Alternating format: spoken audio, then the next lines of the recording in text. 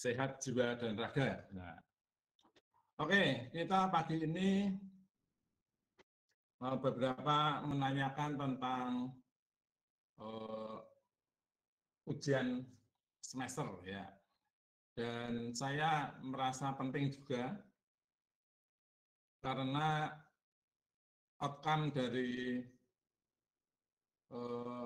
kuliah basis data adalah kemampuan saudara merancang sebuah sistem basis data, ya. Merancang sebuah tabel yang terhubung satu dengan yang lain dalam sebuah sistem. Itu tujuan akhirnya sebenarnya ke situ. Nah, kemudian kalau beberapa kali, 3 kali ini kita membahas tentang SQL, itu karena SQL adalah sebuah bahasa yang biasanya diembedkan itu apa itu? Digabungkan ketika seseorang menggunakan sebuah aplikasi yang mengelola atau menciptakan database atau disebut dengan database management system. Bahasa ini dirancang secara sederhana ya untuk bisa bukan saja mengelola data dan informasi, tetapi bahkan mendefinisikan data itu sendiri. Ya, maka kemarin ada mata kuliah DML dan DDL. Nah, perintahnya banyak. Apakah semua perintah dipakai? Ya tidak. Tidak semua perintah dipakai. Orang juga tidak ingat semuanya, ya. Tetapi yang sering dipakai saja biasanya yang ingat. Nah, meskipun demikian, nanti dalam tahapan tertentu barangkali orang itu punya kesempatan belajar nganggur gitu ya, kemudian akan mencoba perintah-perintah yang lain yang mungkin menjadi lebih simpel daripada perintah-perintah sebelum yang dia buat. Itu tujuan dari pelatihan ini, pelatihan tentang DML, DDL. Maka itu silahkan saudara eksplorasi sendiri lah, meskipun dalam kenyataannya nanti ya tidak semua dipakai. Gitu ya. Nah, namun sebelum kita membuat atau menerapkan tracking maupun menerapkan penelusuran maupun penampilan informasi, maka perancangan basis data ini nanti akan menjadi dasar untuk bisa terciptanya informasi yang kita inginkan. Jadi kalau di dalam merancang basis data itu sudah ditetapkan sesuatu ya tertentu, saya tidak mengatakan salah dan benar, rancangannya sudah ditetapkan kemudian dibuat, ternyata rancangan ini menghilangkan atau tidak memungkinkan memunculkan suatu data yang diharapkan di kemudian hari. Ya jawabannya ya tidak bisa. Gitu ya. Tidak bisa. Lah terus gimana Pak kalau tidak bisa? Ya tidak bisa, datanya nggak disimpan, masa tidak bisa, masa mau bisa. Kan gitu. Nah, kalau data-data yang lain mendukung, mungkin saudara akan melakukan istilahnya adalah transformasi. Ya, jadi ini saya cerita saja ya, satu pengalaman yang ada di dalam saya bekerja. Ya. Di awal saya sering curiga ya, bahwa database dari kantor yang saya pimpin ini kurang kompleks. Nah, itu menurut saya. Tetapi saya tidak berani menuduh tentunya karena saya orang baru. Ya. Saya hanya membatin saja. Nah, untuk menguji apakah benar atau tidak asumsi saya atau hipotesa saya, lalu saya meminta tim saya itu untuk membuat satu data tertentu. Jawabannya adalah, wah enggak bisa Pak. Ada enggak datanya? Enggak ada Pak. Selama ini datanya direkam enggak? Tidak Pak. Wah ya benar loh. Betul, enggak bisa. Nah, lalu tapi untuk menghitung itu bisa enggak sebenarnya? Kan ada ini, berarti harus kita kelompok-kelompokan dulu. Ya iya. Nah, itu namanya transformasi. Ya, jadi kalau itu karena ada elemen-elemen yang lain yang bisa menjadi komponen untuk terbentuknya satu data atau informasi yang saya inginkan, meskipun harus diolah sendiri, maka data yang saya inginkan itu bisa terpenuhi meskipun harus melakukan upaya yang tidak sedikit. Begitu. Nah, kalau dari sejak awal dulu hal itu sudah diperhitungkan, maka tidak akan ada kesusahan itu. Ya. Maka di dalam merancang satu basis data itu kita harus banyak berpikir ke depan, bukan ke saat ini. Karena berpikir ke depan ternyata tidak semua orang mampu, ya. Maka pengguna ini yang kemudian menjadi masalah. Wah, saya tidak mampu nih. Ngapain datanya menjadi begitu ribet? Kan ini tidak diperlukan. Ya sekarang tidak diperlukan, tapi nanti pasti diperlukan. Kamu aja yang sekarang tidak perlu. Nah, ini akan menjadi perdebatan. Sehingga wajar kalau satu ketika penggunaan sistem itu menjadi tidak optimal. Karena orang-orang itu nggak mau ribet. Itulah kelemahan dari sebuah penggunaan aplikasi itu seperti itu. Ya, khususnya di Indonesia. Orang Indonesia ketaatan terhadap sistem itu lemah. Kalau dia berperilaku sebagai penguasa yang mampu bypass sistem, maka dia lebih senang dan sepertinya bangga bisa melakukan bypass sistem itu. Padahal dampaknya fatal terhadap kerusakan informasi yang ditimbulkan. Nah, ini yang saya katakan pengalaman saya bekerja di bidang ini. Ya. Kalau orang Amerika, orang bule rata-rata taat. Ya. Mereka kelihatannya bodoh, tapi sebenarnya cerdas. Ya. Orang Indonesia kelihatannya pintar, tapi aslinya bodoh. Ya. Ini kalau pengalaman saya begitu. Jadi waktu saya bekerja, karena saya pernah pengalaman bekerja di perusahaan milik asing, ya. Jadi saya tahu, wah mereka kok taat banget ya begini ya. Ngapain dia tidak melakukan yang begini gitu. Nah, kalau saya tanyakan bisa pun, oh jangan, itu melanggar sistem. Nah, dia mengatakan tuh, jangan dia melanggar sistem. Padahal dengan perilaku sistem itu dia kesulitan, tapi nggak apa-apa. Nah, kalau kita kan berbeda. Ya, kalau kita bisa langgar, kenapa enggak? Sederhana saja analogi saya. Pagi-pagi kita jalan-jalan naik kendaraan. Ya, lampu bangjo lalu lintas aktif. Ya, satu ketika kita mau melewati satu jalan, lampu di depan kita merah. Ya, gitu ya. Kita kan harusnya berhenti nih. Pasti kita berpikir banyak yang berpikir begini. Ngapain kayak orang bego berhenti di tengah jalan karena lampu merah? Padahal di kanan, kiri, depan tidak ada kendaraan sama sekali. Terabas aja lah. Nah, kemudian kita terabas. Itu pemikiran yang kelihatan cerdas, tapi sebenarnya enggak. Ya. Karena apa? Karena kita sudah melanggar sistem itu. Ya, kita bahkan sering mengolok. Ini orang kok taat banget sih begitu. Ya. Nyalip dari kiri, itu nggak boleh. Nyalip dari kiri, nggak boleh. Aturannya kita nyalip dari kanan. Nah, tapi yang di kanan lebih lambat kok. Ya udah saya nyalip dari kiri. Nah, bangga bisa nyalip dari kiri. Nggak pernah punya rasa salah. Padahal itu salah. Karena apapun juga kemungkinan kecelakaan itu bisa terjadi karena perilaku yang salah itu. Ya. Nah, sisi lain, mengapa ada kendaraan yang di jalan di sebelah kanan kok lambat? Nah, ini yang salah. Karena sebenarnya tidak pernah diperkenankan berjalan di jalur sebelah kanan, harus ada di jalur sebelah kiri. Nah, salahnya kan di situ. Ya, jadi bukan karena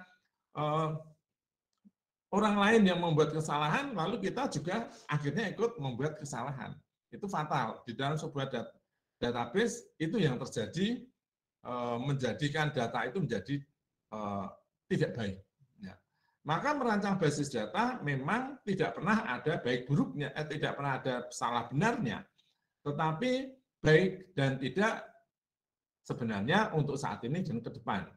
Mengapa saya katakan ke depan? Karena sistem ini akan berlaku lebih lama. Kalau suatu aplikasi dibangun dengan database yang tidak baik, dia usianya pendek karena banyak hal tidak bisa dipenuhi. Ya bisa sih kita melakukan migrasi. Ya satu kata namanya migrasi itu mudah. Tetapi pelaksanaannya migrasi data itu tidak enteng, bahkan mengandung risiko yang tinggi. Maka saya tidak pernah berbicara tentang migrasi. Berbicaralah pada waktu merancang basis data itu, kita berpikir ke depan, yang memungkinkan segala hal itu terjadi. Itu kalau saya, ya memungkinkan segala hal itu terjadi. Sehingga kalau hal itu terjadi, kita sudah siapkan dalam data kita, maka itu kita bisa atasi. Gitu ya. Nah, di dalam kuliah ujian kemarin, saudara mendapatkan, karena ini soalnya di acak gitu ya, saudara mendapatkan sebuah soal yang ya cukup antik lah, cukup antik. Oke, saya coba sharekan ya. Oh, siapa sih mengatakan? Noval, mana Noval? Ya, silakan Mas Noval. Permisi Pak, mungkin Ya. kelasnya berkenan untuk direkam Pak. Oh ya, nanti dulu setelah saya jelaskan aja ya, supaya tidak besar banget.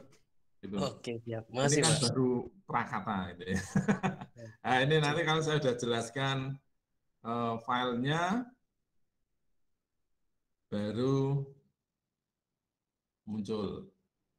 Oke. Oke ya. Baik. Mana? Kok nggak muncul? Bentar. Kok tidak muncul? Apa yang salah? Tadi sudah muncul Pak. Oh, sudah muncul loh. Berarti tempat saya yang remote ya.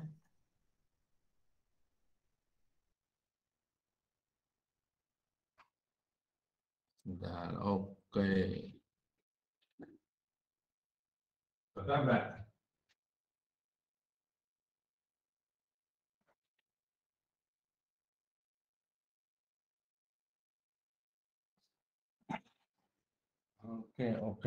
Oke. Ya. Kok saya nggak lihat sih? Teman-teman lihat? Sudah muncul Pak. Loh, kok saya blank ya? Mana? Kenapa ini? Oke, kalau melihat ini ya, betul ya? Soalnya ini ya.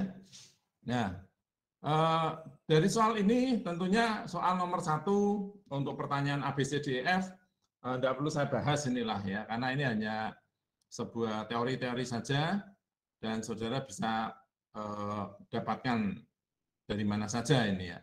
Cuman ya sepertinya kelas ini sih tidak ada yang melakukan itu ya. Kalau saudara mengcopy dari Google misalkan, ya jangan diplek ya. Bahkan ada yang menjawab itu ngepaste-nya itu masih original data tulisan dari Google ya, terlihat sekali fontnya tidak sama. Nah ini ya nggak bagus lah. Harusnya itu tidak dapat nilai, tapi tentunya saya orang yang sangat mempunyai kasihan tinggi, jadi tetap saya nilai. Harusnya tidak saya nilai. Harusnya saudara kalau menjawab itu tetap saudara tulis dengan jawaban dengan kata-kata sendiri. Ya, meskipun saudara membaca dari tempat lain, tapi saudara tulis sendiri dengan kata-kata sendiri, dengan makna yang sama, tetapi struktur kata yang berbeda. Itu istilahnya adalah parafrase. Ya. Kalau saudara tidak melakukan parafrase, nanti ini sudah melakukan plagiasi sebenarnya. Dan plagiasi tentunya hal yang dilarang. Gitu ya. Permisi Pak Imawan, izin menyela Ya. Pak. Soal UTS untuk kelas kita kayaknya bukan yang itu Pak. Hah? Bukan yang ini? Iya, bukan Pak. Bukan yang ini Pak. Yang Aris itu Pak, yang shop itu Pak. Yang Istana Shop itu loh Pak. Oh, shop itu. Shop. Ya, Oh, shop ya? Oh, malah shop ya? Bentar. Yang shop yang mana ya? Yang itu Pak. Ini 44 UG toh? Iya, 44 Iya Pak. Saya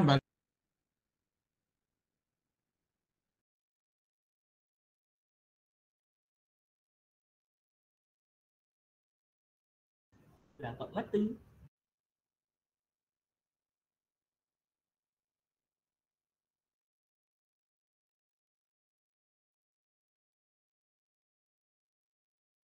Ingat ke Mas Nopal. Mungkin kepencet. Oh, ingat ke Mas Nopal di grup Mas. Di Japri Mas atau ya? Ya si Japri biasanya Mas Givari biasanya. Kak si Nopal kak apa lah.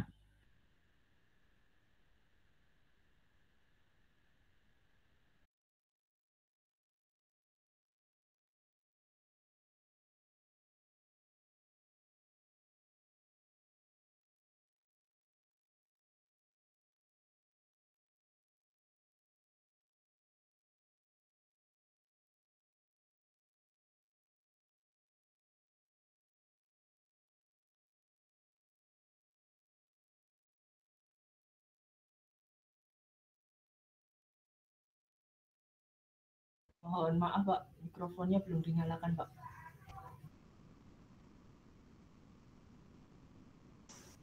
Betul ini ya? Iya, betul. Pak, betul Pak. Oke, bagus. Ya. Oke, kita mulai bahas, kita mulai rekam.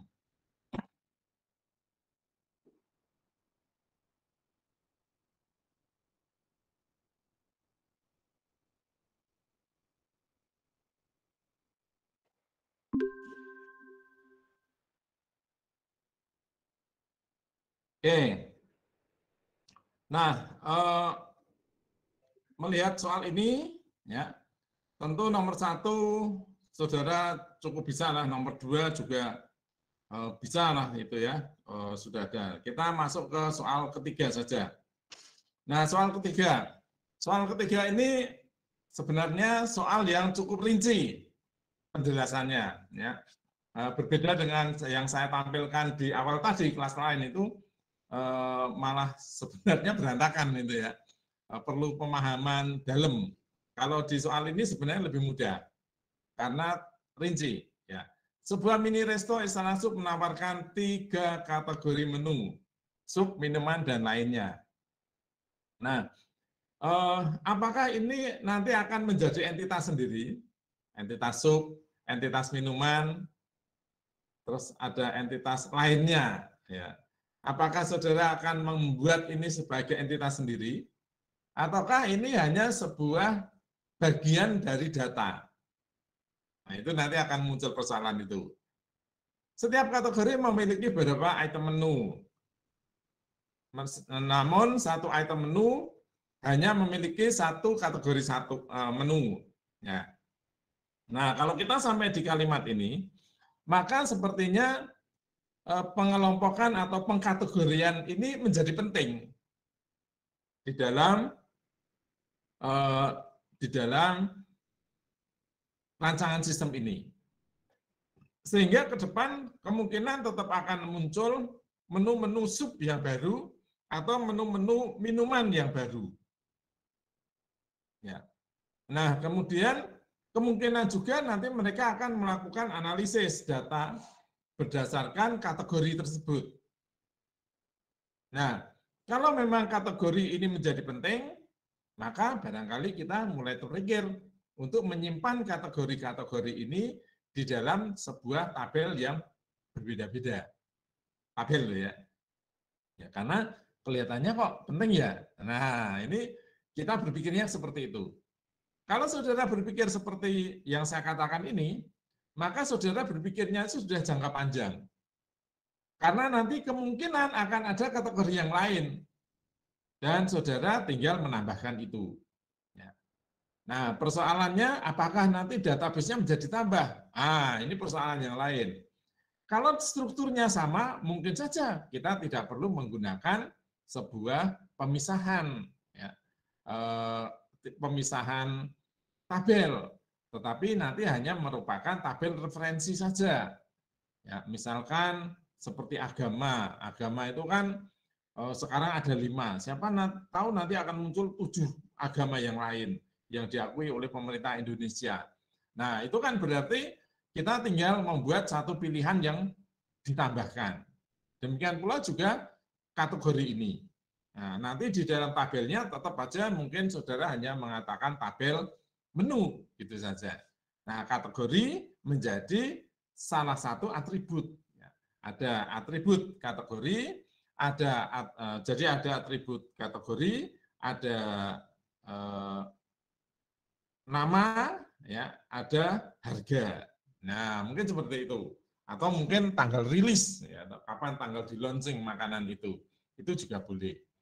Nah, nanti kode kategori ini masuk di dalam kode. Saudara lihat di situ ada kode kan? Nah, mungkin kategori itu bisa masukkan di dalam kode. Ya, contohnya itu ada MK, ada MN, ada LA, ya. Jadi kalau MK itu adalah makanan, ya. Kalau minuman itu MN, kalau lainnya itu LA. Sama dengan NIM saudara. NIM saudara itu kan A11. Nah, A itu apa? A itu adalah fakultas ilmu komputer. 11 itu adalah prodi teknik informatika. Kalau prodinya SI itu nomornya adalah 12, 12.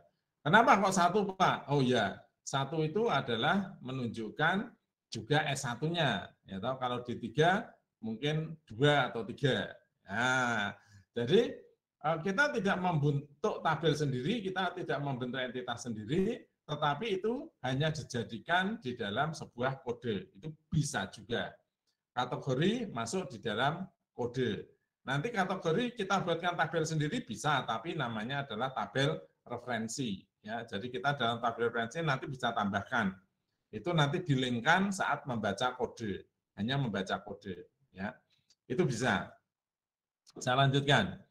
Petugas mini resto melakukan pendataan pesanan untuk setiap pelanggan yang datang menggunakan formulir pesanan. Woi, mana formulir pesanan? Oh ini ya. Jadi ada formulir pesanan. Dengan mengisikan nomor meja, nama, pesanan, item, dan jumlah yang dipesan. Nah, berarti ini sudah ada 2 entitas tentunya yang harus saudara ketahui. Yang pertama adalah menu, yang kedua adalah pesanan. Nah, lalu di sini ada nama pemesan. Nah, sejauh mana saudara mementingkan nama pemesan ini? Ini juga akan menjadi isu. Kalau saudara tidak merasa penting, ya, kenapa tidak masalah penting? Ya kalau orang itu repeat order, ya kalau orang itu kesini lagi. Kalau enggak, ngapain saya nulis datanya? Nanti akan menjadi sampah juga. Oh ya benar juga itu benar itu. Nah, tapi salahnya ya, kalau ternyata suatu ketika kita ingin membuat program-program promo untuk konsumen kita atau orang yang pernah mengunjungi rumah makan kita, punya enggak lo catatan tentang nasabah atau pemesan atau konsumen yang pernah datang? Enggak pernah. Bisa enggak lo nganalisis berapa kali orang itu datang ke tempat kamu? Itu menunjukkan bahwa masakanmu disukai. Kita enggak punya data pelanggan tersendiri, nggak bisa itu Mas. Ya, jadi ada salah dan ada benarnya. Saudara mau pilih yang mana, ya kan? Semuanya baik sesuai dengan kebutuhan saudara saat ini. Ya, kalau banyak kan saudara banyak pengetahuan, saudara pesan makanan itu selalu ditanya namanya, misalkan ke kopi-kopi itu ya, atas nama siapa? Nah, cuman begitu aja. Atas nama Gemblung, dia juga nggak mikir mau Gemblung, mau Sinting, bodo amat. Asal tulis saja. Karena apa? Karena nama yang dia tanyakan hanya digunakan saat dia nanti mencari siapa yang order. Jadi dia tidak akan mencatat kamu itu pernah kesini berapa kali, nggak pernah. Maka dia hanya menggunakan nama itu untuk memanggil saat orderannya sudah selesai. Nah, nggak apa-apa, itu pilihan. Itu pilihan ya. Oke. Jadi kalau saudara hanya mengatakan ini hanya tidak penting lah Pak. Oke. Kalau ini penting ya oke juga. Nilainya gimana Pak? Sama. Nilainya sama Mas. nilainya sama. Yang penting adalah argumennya, ya, argumennya. Oke, itu kuliah database memang sulitnya di situ. Oke ya. Jadi ada entitas menu, ada entitas pesanan. Ya, lalu satu lagi itu dipertanyakan, ya, satu lagi dipertanyakan, apakah pelanggan mau jadi entitas atau tidak. Nanti kita bahas lebih lanjut, tapi dari pertanyaan dan jadi catatan saudara. Oke, lalu ada nama petugas di sini, ya. Nah, ini juga jadi pertanyaan sama dengan pelanggan. Seberapa pentingkah petugas itu di dalam transaksi ini? Apakah saudara nanti akan menganalisis kinerja petugas, berapa banyak petugas ini saat ini melayani, berapa banyak konsumen yang diorder dalam satu hari ini, ya. Atau saudara memang hanya ingin mengetahui siapa sih yang melayani orang ini, konsumen ini saat itu. Itu juga akan jadi pertimbangan yang lain. Ya. Apakah saudara mau akan membuat petugas ini menjadi entitas tersendiri atau tidak? Atau hanya sekedar catatan, data. Nah, kelebihannya apa? Ya, kelebihannya kalau suatu ketika kita ingin mengukur kinerja karyawan, maka data kerja dari karyawan ini perlu kita catat. Ya. Kalau kita akan menghitung reward itu dari banyaknya transaksi yang dia dapatkan, wah tentunya nama petugas itu akan menjadi entitas tersendiri. Ya. Setiap kali transaksi kamu dapat bayaran bonus 25.000, misalkan begitu. Nah, sehingga kalau satu hari itu kamu melayani 10 karyawan, 10 konsumen, maka kamu dapat bonus atau insentif 250.000. Nah, kalau ya seperti itu, maka nama petugas itu penting untuk dijadikan sebuah entitas tersendiri, yaitu entitas petugas atau entitas karyawan. Gitu ya. Tapi kalau saudara tidak melakukan itu, itu enggak penting, Pak. Tempat saya itu gajinya bulanan, enggak ada bonus-bonusan. Cuman ya supaya tahu aja ini siapa yang ngelayanin, supaya nanti kalau ada masalah itu kita bisa tanya siapa yang bertanggung jawab. Oh ya sudah, kalau seperti itu ya enggak perlu jadi entitas. Itu pilihan, Mas, Mbak. Ya. Oke. Pemilih resto bermaksud menyimpan data transaksi pemesanan tersebut ke dalam satu basis data yang akan diintegrasikan dengan sistem informasi bisnis berbasis komputer yang sedang dikembangkannya. Berdasarkan informasi tersebut, sebutkan nama entitas dan relasi apa saja yang Anda identifikasi. Lengkapi dengan atribut, sekaligus tentukan atribut kuncinya. Buat ERD-nya, C. Transformasikan ERD ke dalam tabel. D. Berdasarkan tabel yang sudah tersusun, tuliskan query dalam aljabar relasional. Ya. Tampilkan nama item menu apa yang dipesan oleh pelanggan berdasarkan nama aris pada tanggal ini. Tampilkan siapa nama petugas yang melayani pesanan. Ya. Kemudian tampilkan siapa saja pelanggan yang menerima sub. Nah, saya tampil ini bisa ya.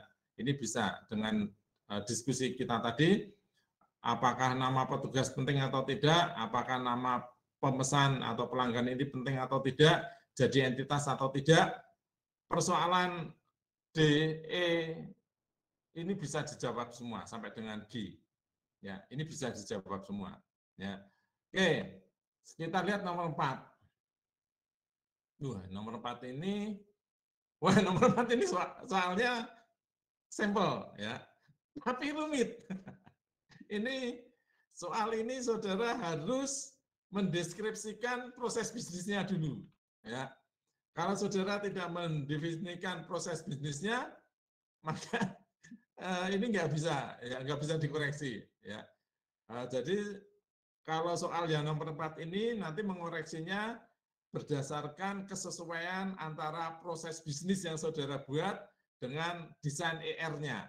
Ya, kalau tidak sesuai berarti salah, fatal ini ya. Semoga tidak banyak atau tidak ada yang mengerjakan ini. Ya, Karena ini lebih sederhana tapi bobotnya sulit.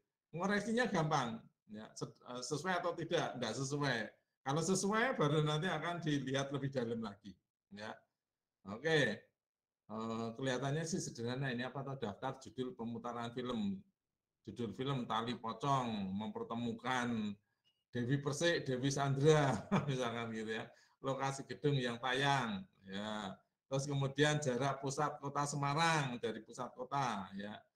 Lalu kemudian ya ini ada jaraknya, ada ini harus saudara membuat ini 1 kilometer dari mana, 2 kilometer dari mana, ya. Apakah dari satu titik tertentu, ataukah dari tempat lokasi saudara.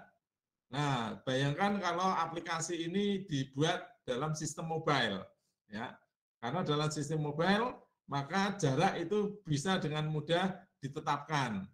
Nah, berarti jarak menjadi sebuah variabel. Maka saudara akan gunakan data tag geografis antara letak studio atau bioskop tersebut dengan posisi perangkat handphone saudara. Jadi ini bisa rumit ini, ya. Kelihatannya soalnya ecepleknya segini, tapi ini perlu pemahaman dalam ini. Semoga nggak ada yang mengerjakan ya. Poinnya cuma 30 lagi, kecil ya. Wah, susah-susah tapi hanya diberi poin kecil. Oh, jangan ngerjakan ini. Ya, kerjakan yang ini saja. Baik, kita akan mulai dari yang pertama. Gimana ini kerjanya nih? Oke,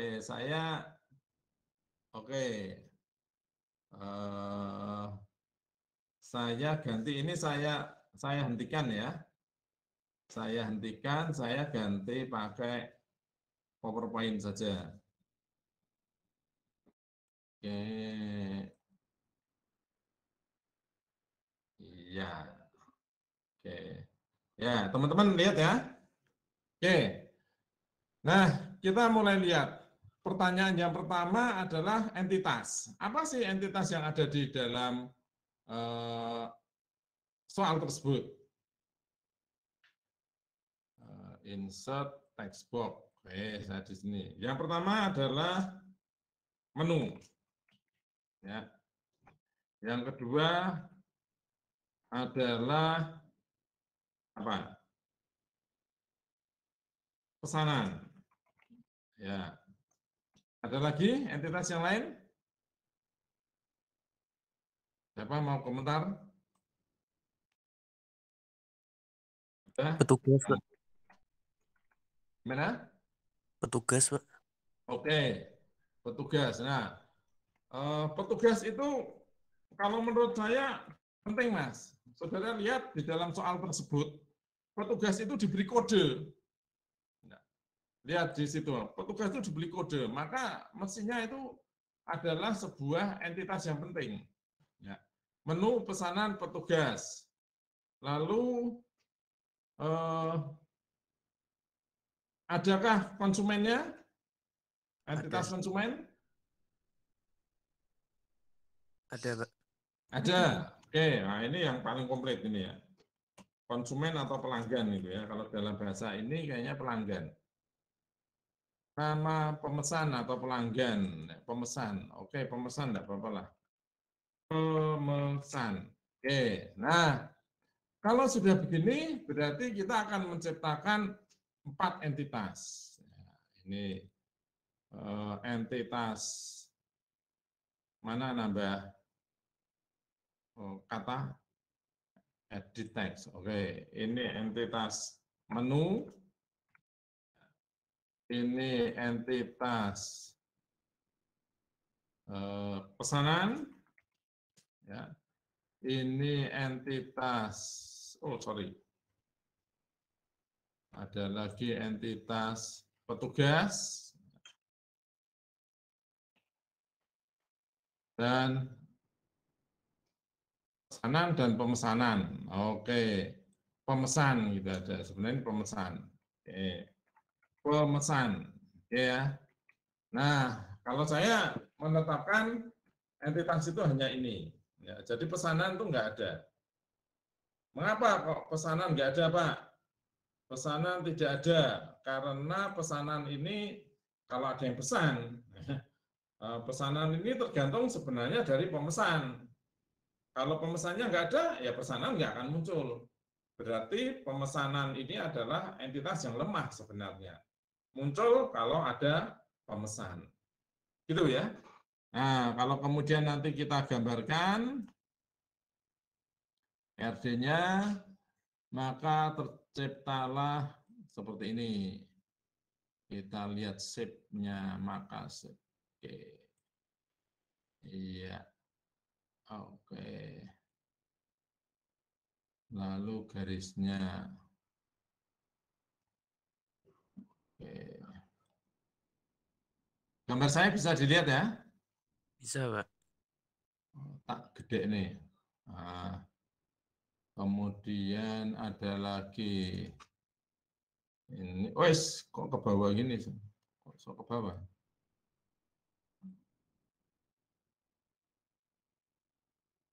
Oke, sini. Lalu garisnya.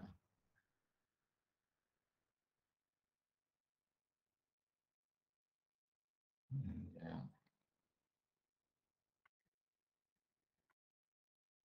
Oke.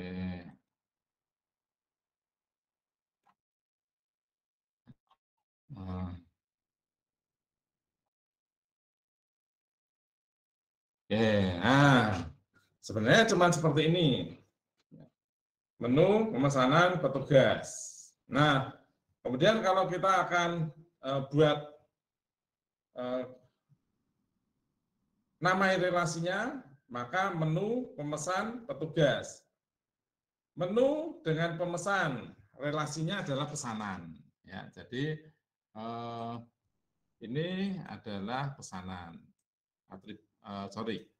Namanya adalah pesanan. Nah, gini ya. Oke, ini pesanan.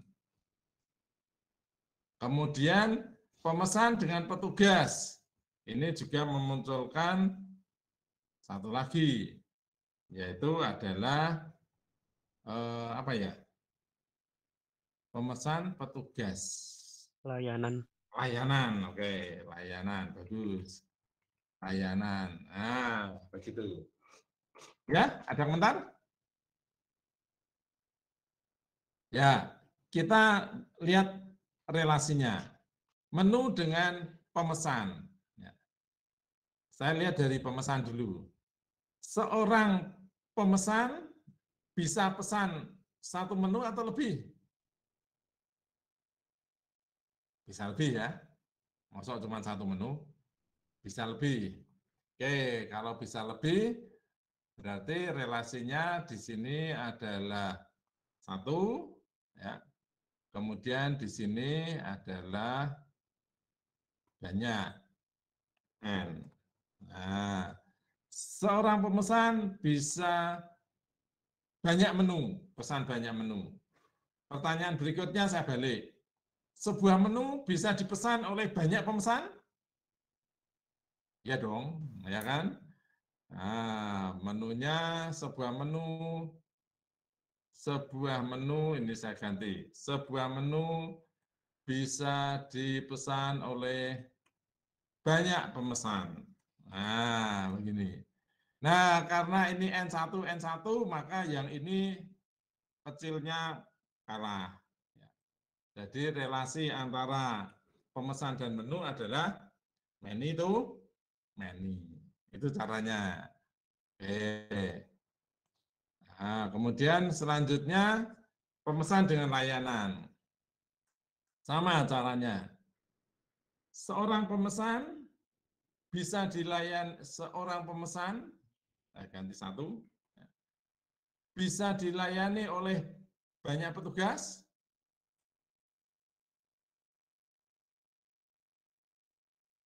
Tidak. Ya atau tidak? Lihat soalnya. Seorang pemesan dilayani oleh banyak petugas. Kita lihat soalnya. Tidak, Pak. Hanya Tidak. Satu petugas. Tidak. Oke, berarti hanya dilayani oleh satu petugas. satu petugas, sorry. Oke, pertanyaan berikutnya, saya ambil yang gambar sebelah kanan ya. Seorang petugas bisa melayani banyak pemesan? Bisa, Eh? bisa, Pak. Bisa.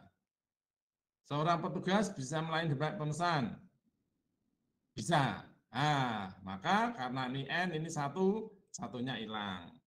Tuing. Jadi relasinya adalah begini. Ya. Seorang petugas bisa melayani banyak pemesan, tetapi seorang pemesan hanya dilayani oleh seorang petugas. Ini gambarnya seperti ini. Ini arti pertama. Ya.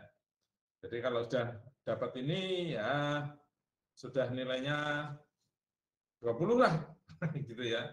Karena itu nilainya total 75 ya. Kalau jasa 75. Menilai seperti ini memang nggak sulit, Mas. Oh, 70, cuman 70 ya. Ya, saya bernilai 20 lah. Ya, tapi kalau salah-salah ya apa-apa. Akhirnya enggak apa-apa. Oke, kalau sudah terjadi begini, ya sudah.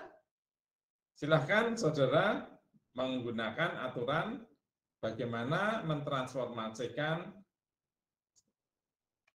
diagram menjadi sebuah tabel. Ya, tentunya nih nanti akan menjadi tabel sendiri. Ya, ini akan jadi tabel sendiri.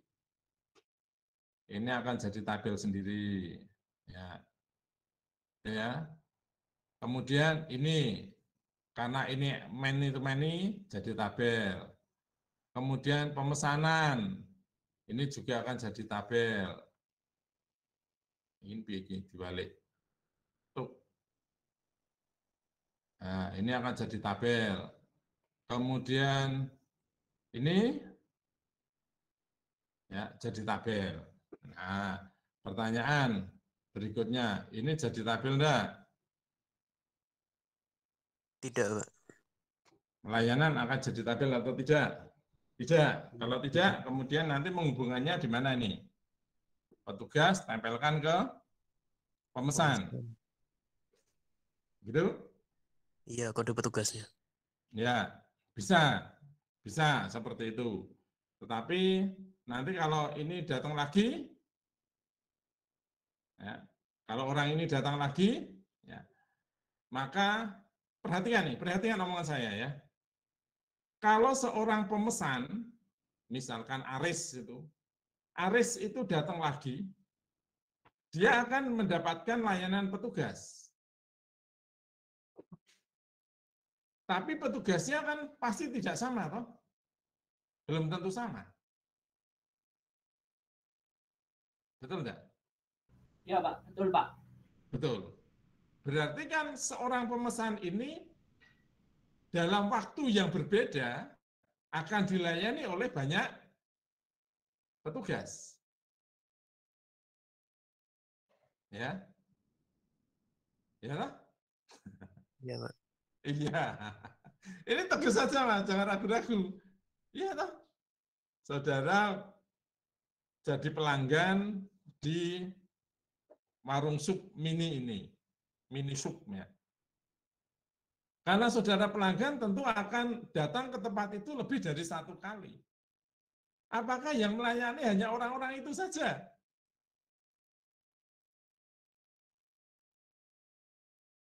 Tidak mungkin.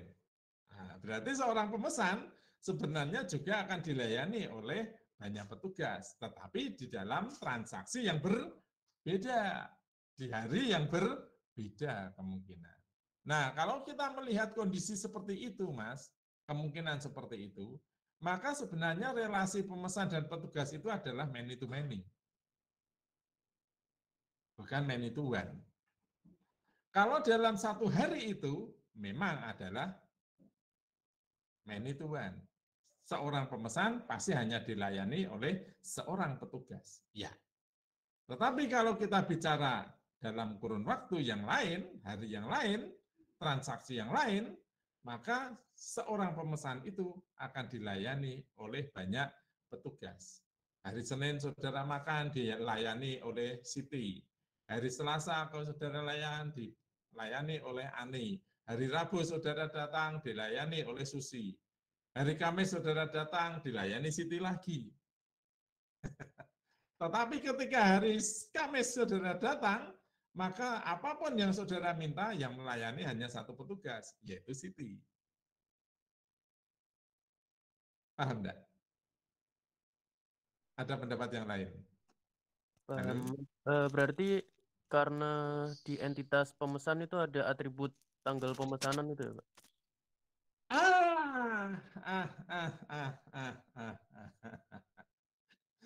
Ya, betul. Bahwa di dalam atribut itu sebenarnya ada tanggal pemesan. Maka kita akan berpikir lebih luas lagi. Betul, Mas Nova. Ya, betul itu. Nah, ini yang saya katakan kejelian itu harus dibaca di sini. Ya, yang lainnya, yang komentar Mas Nova, yang lainnya jangan-jangan tidur nih. Ya, silakan pendapat yang lain.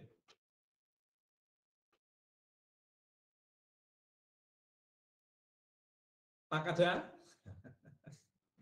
Oke, kalau tak ada berarti ini saya ganti ya menjadi N.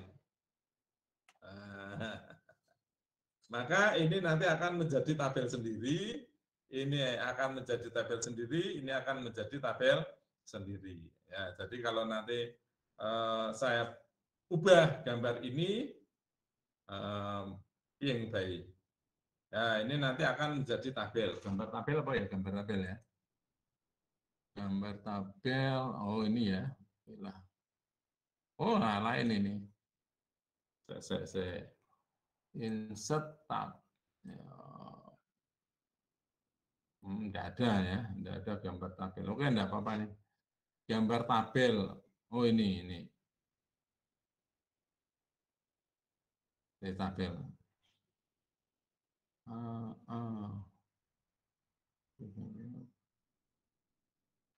Apa tuh gambar tabel itu? Lupa ya saya. Ini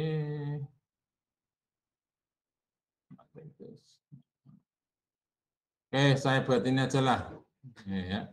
Ini akan jadi tabel sendiri. Ya. Tabel menu namanya. Ini akan menjadi tabel menu. Ya. Ini akan menjadi tabel ini di atas saja lah. Oke. Nah, ini jadi tabel pesanan.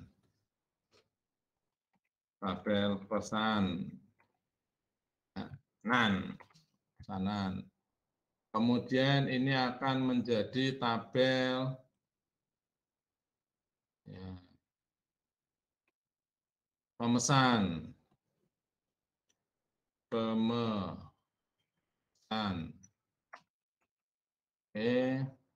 Kemudian ini akan jadi tabel layanan.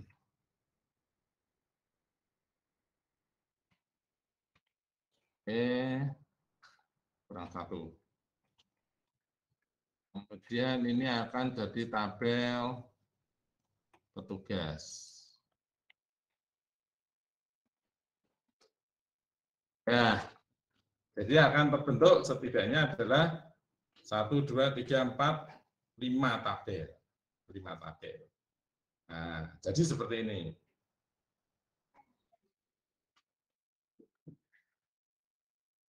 Ini, Mbak.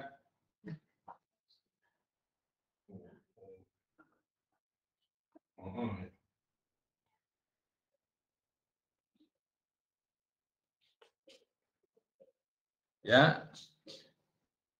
Jadi ada 1, 2, 3, 4, 5 tabel. Ya, sampai di sini ada pertanyaan. Nah, kalau nanti saudara tanya, Pak, isinya tabel itu apa saja? Oh, boleh. Kita definisikan, insert text box lagi. Isinya ini apa nih kira-kira? Oh, kita kalau membaca begini dari yang ini dulu, Mas. Dari yang ini dulu ya. Tabel menu. Nah, isinya apa? Atributnya. atributnya adalah ya tadi itu kategori. Ya. Terus apa lagi? Apa itu tadi sih?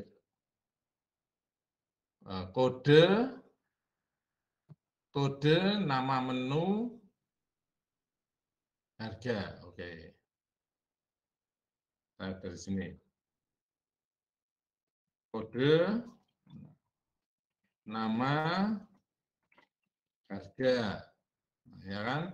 Nah, kemudian kalau saudara, lupa kategorinya mana? Gitu ya. Pak, kategorinya mana nih, Pak? Ini tak kecilkan dulu. Oke, kotaknya tak gawe kotak. Oke, ya. Nah, kalau sekarang kategorinya mana, Pak? Boleh saja saudara ambil kategori di sini. Ya, jadi ini nanti akan ada seperti tabel ya. Nah, ini tabel kategori.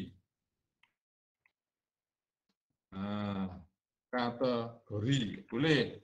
Nah, tabel kategori itu isinya ya hanya kode kat ya, dan nama kat. Yes. Kode kat, nama kat, dan nanti ini akan berrelasi. Relasinya gue garis apa ini? Garis ini bisa enggak ya? Ini ya, relasi ke sini. Tung. Nah, jadi untuk mereferensi aja. Untuk mereferensi apa? Meresenki kode di sini. Tapi boleh saja di sini ditambahkan kode kat. Itu ya boleh. Ya, tambahkan kode kat. Nah, ini boleh. Ya. Karena siapa tahu nanti kodenya akan bertambah. Ya, relasinya di sini nanti. Nyokok di sini ya. Kode kat. Nah, gini. Ya, khusus hanya untuk di sini saja. Nah, itu nanti untuk mendeskripsikan makanan berdasarkan kategorinya. Oke. Ada lagi?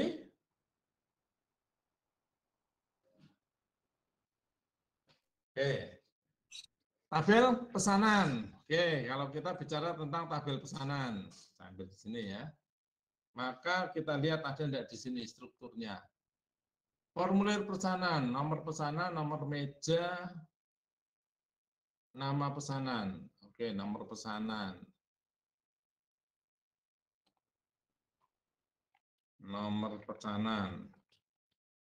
Oh iya, meja perlu didata enggak? Meja itu miliknya pemesan langsung, Pak. Hah? Kan satu pemesan itu satu meja, Pak. Satu pemesan, satu meja. Oke, maksud saya, apakah pemesan ini, meja ini akan dibuat sebuah entitas tersendiri? Oh, sorry.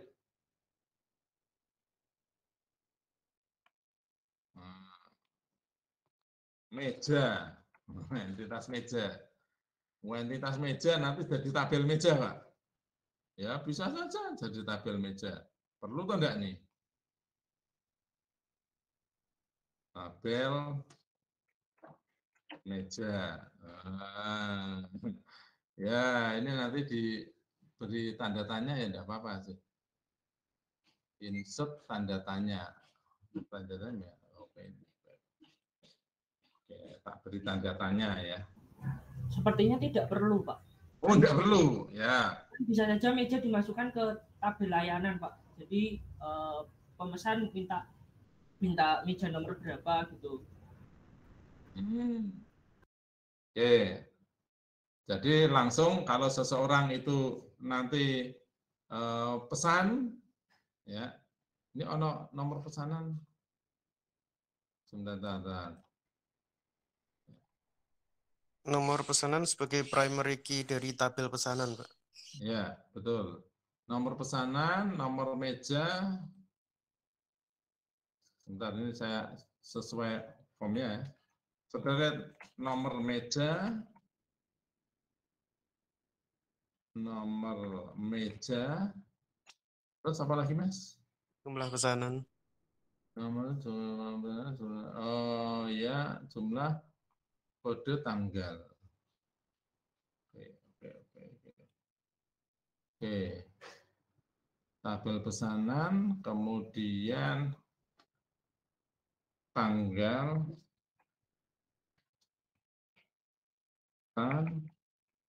kemudian kode petugas ya.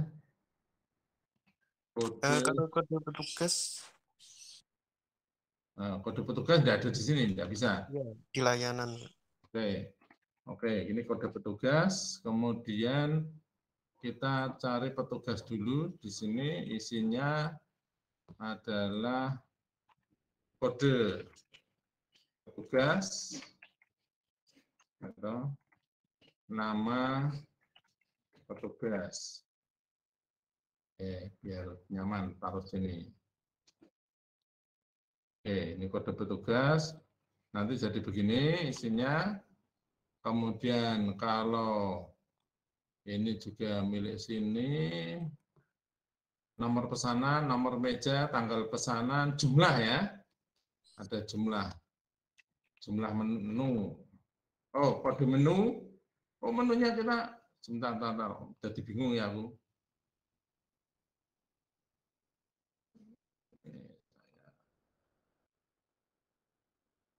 Saya menu dulu. Menu isinya apa? Kode menu ya. Kode menu, nama menu, harga. Kode menu, nama menu, kode menu, nama menu, kemudian harga.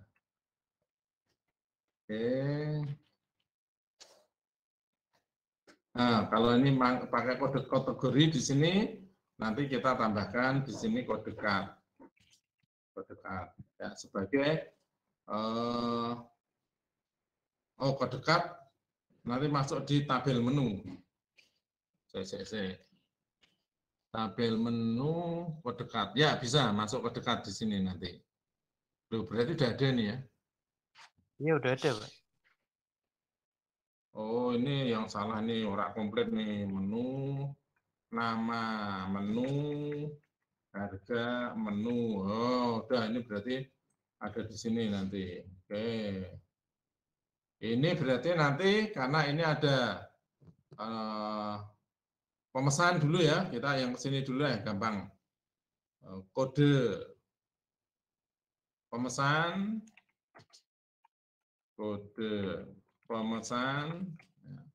kemudian nama pemesan, ya, kode pemesan, nama pemesan. Ini, nampil di tabel sini. Nah, kalau nanti sudah berelasi, ya, kalau ini berelasi, menu dengan tabel pemesan berelasi, berarti ini cukup kode menu, kemudian kode pemesan, ya kan? Kemudian tanggal pesan. Sama jumlah, Pak. Jumlah, kode menu, oke, jumlah. Ya. Terus nomor pemesanan ya. Ya, nomor pesanan. Nomor owner. Nomor pemesanan. Oke. Nomor pemesanan. Atau nomor pesanan. Nomor pesanan. Kode pemesan, tanggal pesan, nomor pesanan. Yang di kode menunya apa, jumlahnya apa. Oke, begini, sampai di sini dulu.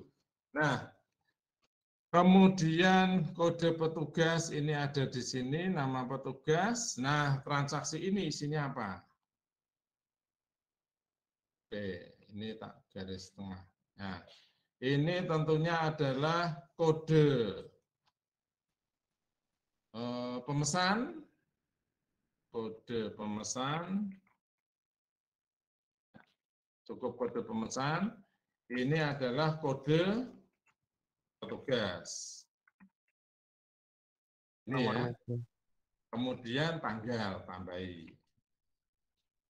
Tanggal, apa ini? Tanggal layanan. Tanggal layanan. Nah, ini. Oke, ya ini miliknya sini, ini miliknya sini, ini miliknya sini, ini miliknya sini, ini miliknya sini.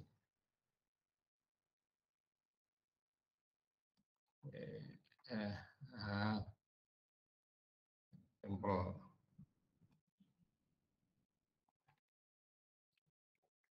Nah, harusnya gini.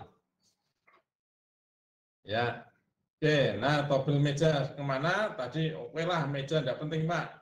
Baik, meja tidak penting, nanti dimasukkan di sini boleh. Ya. Nah, nomor meja. Atau masukkan di sini juga boleh, karena tidak penting, jadi bisa masuk sana sini. Ya. Nomor meja. Oke. Nomor meja, boleh masuk sini. Oke, Mas. Oke, nah, saya akan menyoroti di tabel pesanan. Ya, di tabel pesanan. Di tabel pesanan ini, kalau kita mengurutkan data ini secara lebih terstruktur ya, saya mulai dari nomor pesanan di atas, nomor pesanan ya, nomor pesanan saya taruh di sini, nomor pesanan saya taruh di sini ya. Kemudian tanggal pesanan tentunya saya taruh di atasnya juga. Oke. Oh, tanggal pesan enggak mau udah. Oke, tanggal pesan. Kemudian kode pemesan di sini, nomor meja di sini. Ya. Apa yang ingin saya permasalahkan adalah apakah seorang pemesan itu hanya satu item menu? Tentu tidak. Pasti lebih. Ya. Maka kalau ini terjadi pemesanan ini lebih dari satu menu, ya, misalkan 5 menu, maka 2 atribut ini akan berulang sebanyak menu yang dipesan. Nah, ini akan mengakibatkan ini menjadi double. Nah, kodenya sama terus, tapi ini double. Maka biasanya tabel pemesanan yang seperti ini akan dipecah, ya, akan dipecah menjadi tabel pesanan header, dan header itu utamanya, dan apa istilahnya, rinci. Ya. Jadi ada 2 pemecahan tabel ini. Ya. Jadi dipecah.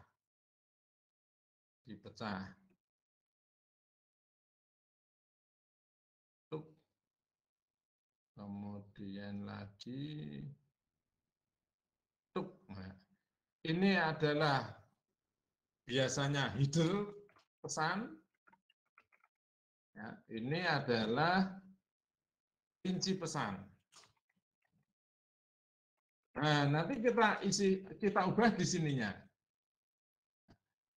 Yang namanya header itu ini, 3 ini.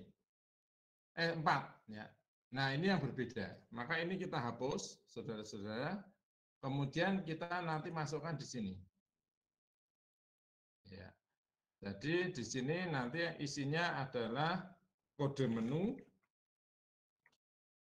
dan jumlah ya, menu, jumlah. Oke, ini saya kecilkan dulu.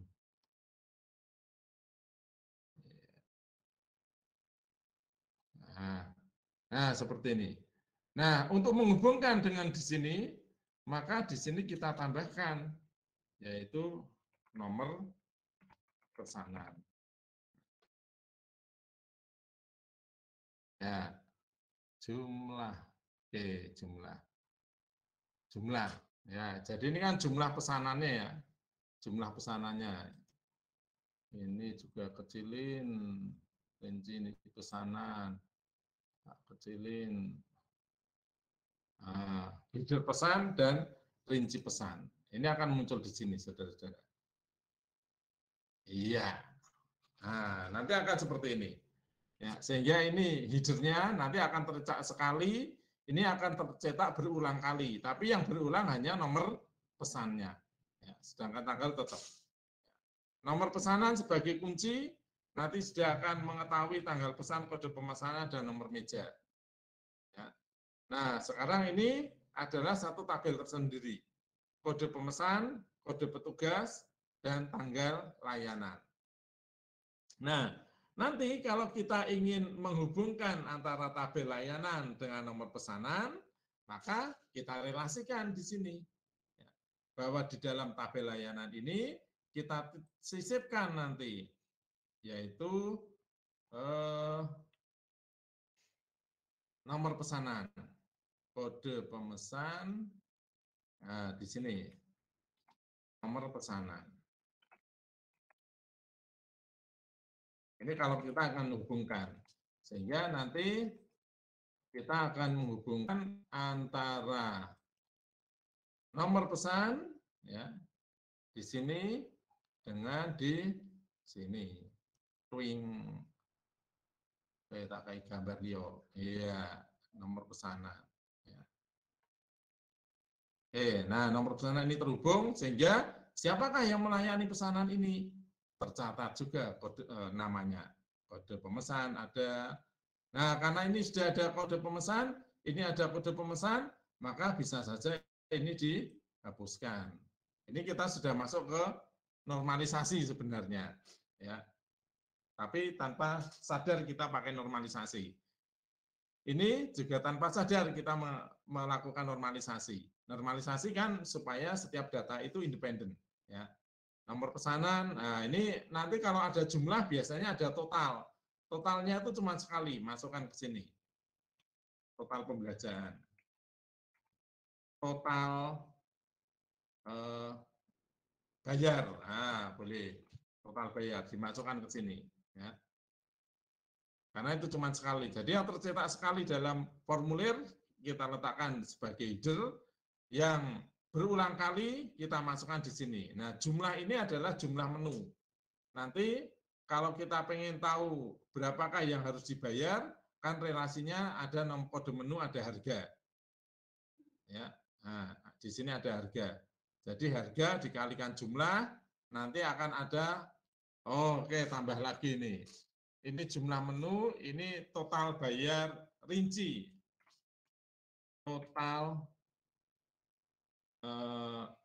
rinci atau subtotal biasanya ya. Orang mengatakan subtotal. Subtotal. Ini saya turunkan dulu biar ketahuan, ini saya turunkan dulu. Oke. Atau ini dipindah sini ya. Tabel pesanan, ini tabel pesanan di sini. Oke. Nah, ini. Nah, jadi seperti ini, Mas. Ya. Jadi tabelnya berapa? Setidaknya ada 1, 2, 3, 4, 5, 6. Ya. Relasinya gimana? Ini ke sini, kode pesanan. Nah, ini nanti juga ada berelasi sendiri. Nomor pesanan dengan nomor pesanan di sini. Oke, saya kasih gambar warna ini. Ya, gitu.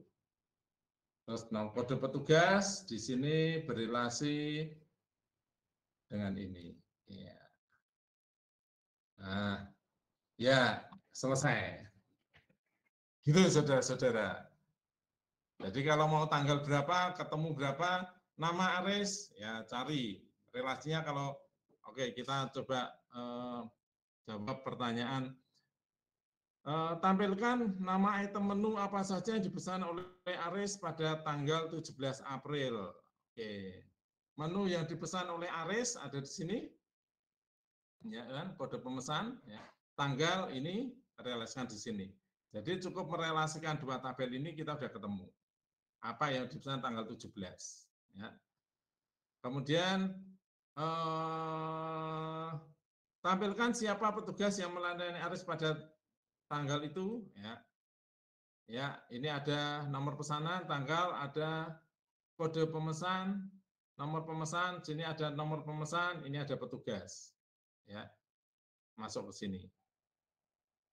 Boleh. Ya, ketemu siapa petugasnya. Tanggal layanan kita tidak perlu juga. Boleh, karena tanggal pelayanan ada di tanggal pesanan. Nah, jadi ini boleh saja dihapus. Tanggal layanan sebagai satu atribut home thread. Nah, kita hapus tanggal layanan. Ya, ketemu. Ya. Oke. Tampilkan siapa yang tampilkan siapa saja pelanggan yang pernah memesan sup bakso, nah, atau sup campur. Ya, jadi kita tinggal relasikan dua ini lagi. Ya. Dua relasi ini di mana kode menu adalah menu sup campur. Nanti akan muncul kode pemesannya kita relasikan dengan di sini. Ya. Oke. Direlasikan dengan kode pemesan, direlasikan dengan kode pemesan di sini. Saya rubah warnanya merah. Nah, selesai. Terjawab semuanya. Ya. Nah, itu saudara-saudara mungkin desain ya, dari yang kita buat dari soal ini. Ya, memang agak sulit, jadi mungkin kalau saudara membandingkan nilai bisa saja berbeda itu ya. Oh, Pak, teman saya jawabannya persis dengan saya karena nyontek misalkan, kok nilainya kok beda Pak, dia kok lebih kecil dari saya. Kasihan Pak, teman saya ditambah. Oh ya, enggak apa-apa, tak tambah. Gitu saudara-saudara. Mungkin ada pertanyaan, silakan. Ya, silakan, Mas Noval. Permisi Pak, mengingat UTS kita kemarin itu mungkin kita bisa juga membuat ERD yang sedikit lebih detail seperti ini, apalagi ada query-query, tapi kita mungkin terkendalanya di waktu Pak, yang lumayan bisa dibilang mepet waktu itu. Oh, jadi ya mungkin saja. Saya juga, tapi ada loh Mas, yang sampai mengerjakan, lalu yang soal yang di bawah itu yang bioskop mengerjakan juga, dan sama-sama ngawur. Itu ada. Ya, jadi memang kalau mungkin soalnya karena hari ini lama, karena saya menjelaskan langkah-langkahnya Mas ya. Kalau saudara mungkin tidak menjelaskan, ya saya tidak menjelaskan, mungkin ya lebih cepat. Ya, tapi karena ini saya menjelaskan mungkin jadi lama. Ya nggak tahu itu. Itu. Ya. Mungkin ada yang lain. Oke. Kalau tidak ada, ya saya akhiri ya pertemuan pada siang hari ini. Silakan saudara nanti simak lagi video saya supaya saudara lebih paham. Ini kok jadi begini, ini kok nggak jadi toh Pak. Ini kok dihapus begini toh Pak. Ini kok ditambah begini toh Pak. Seperti itu akan menjadi pertanyaan. Nah, saudara ulang lagi aja videonya nanti. Oh iya, kalau saya berpikir begini. Kalau saya tidak berpikir begini, ya mungkin tidak perlu. Ya. Itu seni merancang basis data. Ya, jadi basis data memang harus didiskusikan secara matang dengan pemilik proses bisnis. Nah, sayangnya terkadang pemilik proses bisnis tidak mampu mendefinisikan proses bisnis ini secara detail. Nah, itulah sebabnya maka mahasiswa yang akan merancang satu basis data atau seorang desainer database itu memang harus belajar proses bisnis yang ideal itu seperti apa. Kadang harus belajar seperti itu. Ya. Gitu. Gitu ya, Mas? Jangan lupa absen di di Siadin kuliah online ya.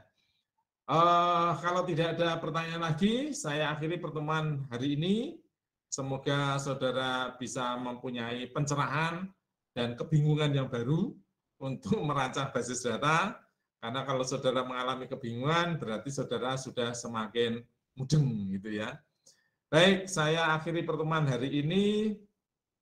Selamat siang. Sampai bertemu minggu depan. Jaga kesehatan selalu. Tuhan memberkati kita semua. Selamat siang. Selamat siang. Terima kasih, Selamat Pak. siang, Pak. Terima kasih, Pak. Saya putuskan link-nya ya. Siap, Pak. Oke.